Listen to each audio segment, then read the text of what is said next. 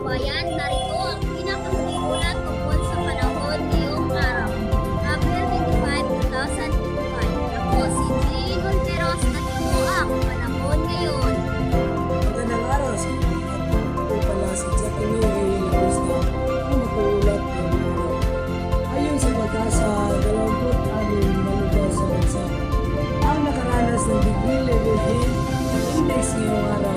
Ibig sabihin nito, ang init na nararamdaman ng katawan ay umabot na sa 42 degree o higit pa sa delikado.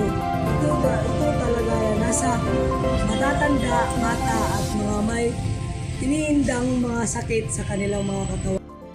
Dati, ilan sa mga lugar na apektado ay ang Tagigaraw City, Dagupan, Cabanatuan, Iloilo at Davao City. At maging mga ilang lugar sa Manila. Sa mga lugar na ito, may posibilidad na magkaroon ng heat cramps, heat exhaustion, at hindi maagapan ay heat stroke.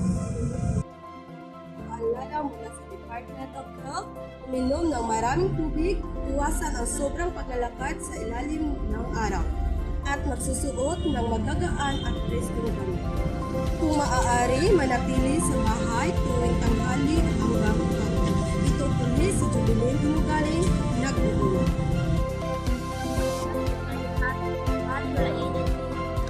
Maliit para sa Pinas, maaaring sa seryosong karamdaman.